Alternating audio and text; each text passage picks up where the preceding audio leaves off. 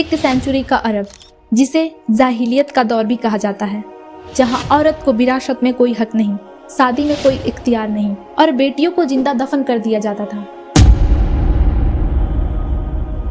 जहां औरतों की हालत बेहद दर्दनाक थी।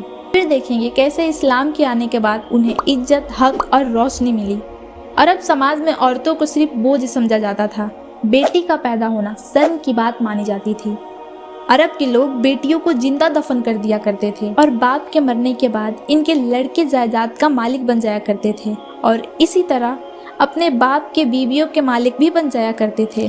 औरत को किसी भी मिरास में से कोई हिस्सा नहीं मिलता था, ना ही औरत किसी चीज का मालिक हुआ करती थी। औरत को किसी भी तरह के हक हासिल नहीं थे, उन्हें मालो दौलत की तरह खरीदा और बेचा जाता था। शादी, तलाक और विरासत में औरत का कोई हक नहीं था। औरत सिर्फ और सिर्फ मर्दों की हवस और ऐश का सामान थी और जो औरतें बेवा हो जाती थी उन्हें 1 साल तक एक झोपड़े में कैद करके रखा जाता था और ना तो वो गुस्ल कर सकती थी और ना ही वो कपड़े बदल सकती थी।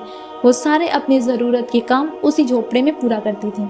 कुछ औरतें ऐसे ही घुट घुट के मर जाया करती थी और जो जिंदा बचकर बाहर निकल जाती थी उनके आंचलों में होठ की मिंगनियाँ रखी जाती थी और ये इस बात का ऐलान होता था कि ये औरत बेवा हो चुकी है।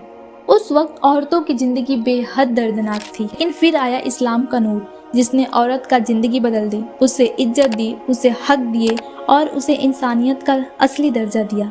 अगली वीडियो में हम ये देखेंगे कि इस्लाम ने औरत को कौन कौन से हक और इज्जत दिए